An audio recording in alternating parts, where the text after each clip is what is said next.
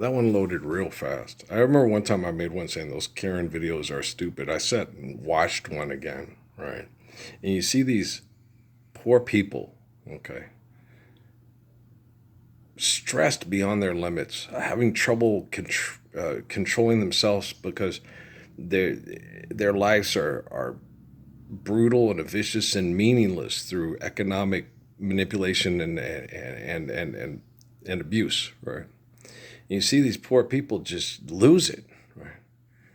And then you have the one person that's allegedly being calm, and then the other person, being just angrier and angrier, right?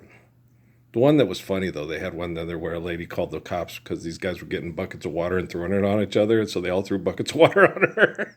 That one was funny.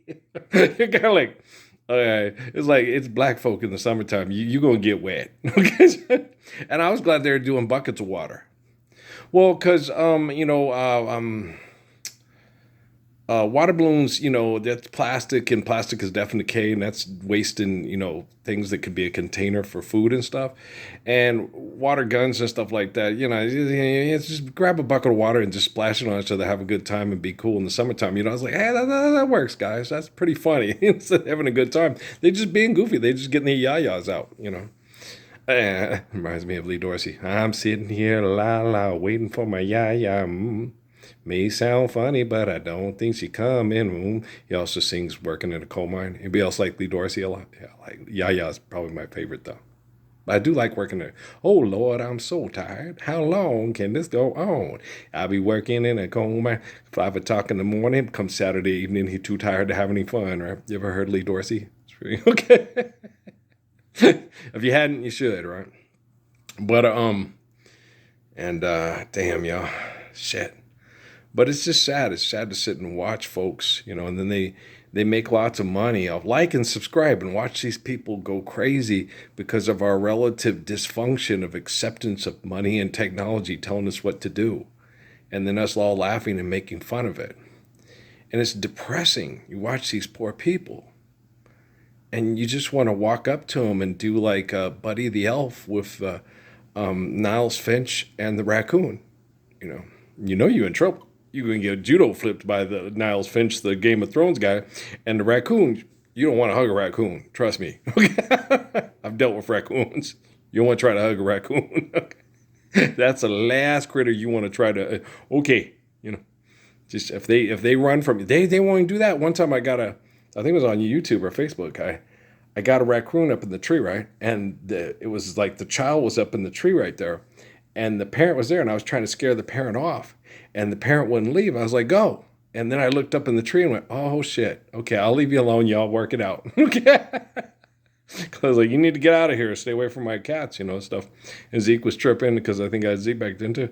And then I looked and I was like, okay, I think Zeke was here and was barking, and it scared the little one and went up the tree. And the big one was like, come on, let's go. And the little one wouldn't.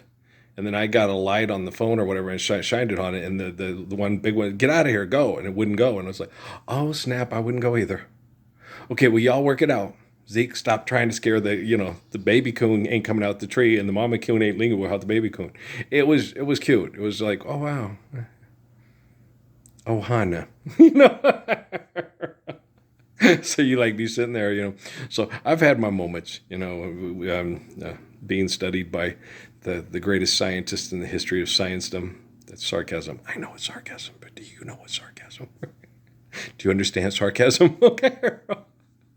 I gotta leave here pretty soon because I got a dentist appointment at 2:30, and go enjoy the poor people that are being abused with me.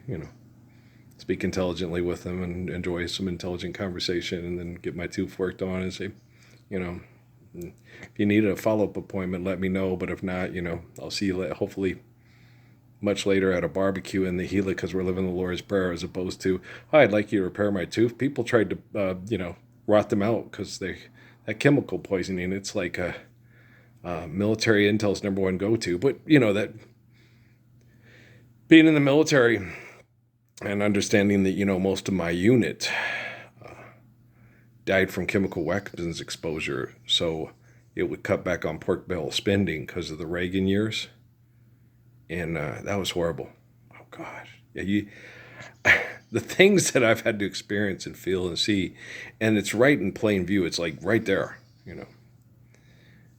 During Desert Storm and stuff, when we came back, and a lot of the guys that stayed there for a year, they got exposed to chemical weapons that the CIA gave to Saddam Hussein, and hundreds and thousands of vets came back and died from the chemical weapons given to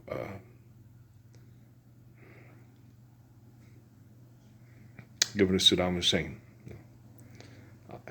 You know, and Miriam told me about it on the phone last time I talked to her when I was working at the Arizona Republic in Arizona, you know, in Phoenix. She said, "No, John's got cancer, Linda's got cancer, Hillbilly's got cancer, Tom's got cancer. So you know, they all got cancer. They're all dying from cancer." You know, and I thought to myself, Tico's got cancer, Rodan's got cancer.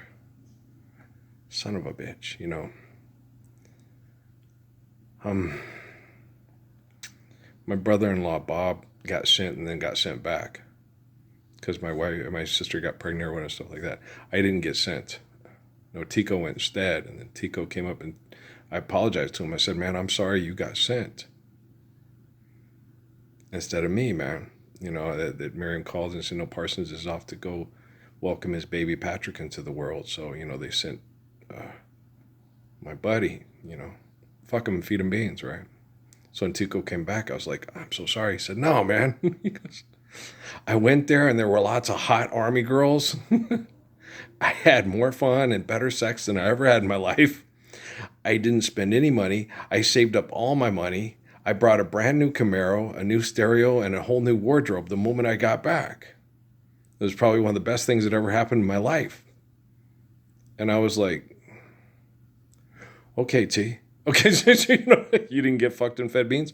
"No, man. Brand new car, brand new stereo, all brand new clothes, and had sex with a lot of hot Latina girls from the army while he was there.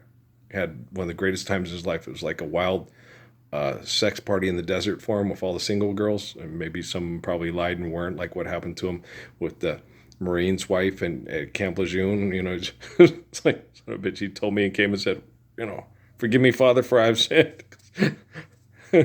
Raphael, you know, I told him, "Man, don't worry about it. You didn't know, but this be a lesson to you. Don't have sex with a girl until you get to know her." Apparently, he didn't learn that lesson. Apparently, yeah. Because, you know, you go, if he said he had sex with more than one, so it's like, yeah, he didn't learn his lesson. Well, I think this time he asked if they were single.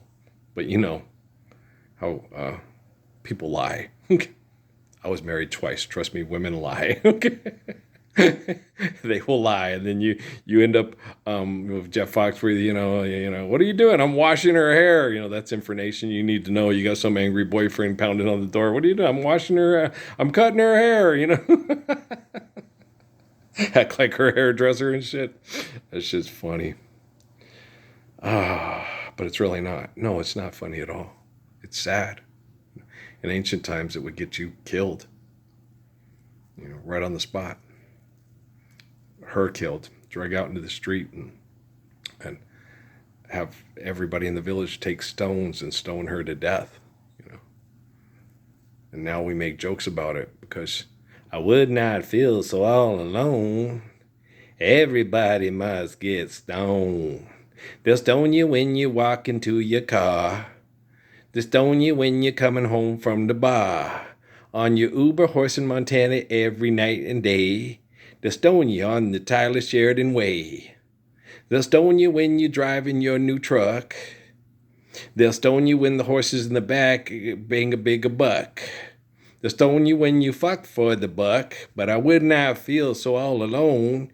Even the cute girl who plays the lawyer, who plays the Aztec queen from Dora the Explorer, must get stoned. Damn, but she's so attractive. Yeah, but so was Pharaoh's wife. Oh, the bitch that had 5,000 people killed to serve her in the afterlife in the clouds, right? And woman from the Taj Mahal? Yeah, I bet you she was really physically attractive too. Yeah, yeah. Wow, that's pretty fucking evil. Yeah, it is. So I would not feel so all alone once they put your face in stone and you become a statue. That's when they take the gracious good shepherd and turn him into Pharaoh's murdering bitch because he's a bitch fit. I know. I would not feel so all alone. Everybody must get stoned. I'm gonna load this one there. I gotta go, Dennis. All right. Hopefully this one loads up quick too. All right. Love you very much. Education. You know me. Liberation. Poppy loves you. Yes, he does. Poppy don't take no mess. All right. Love you.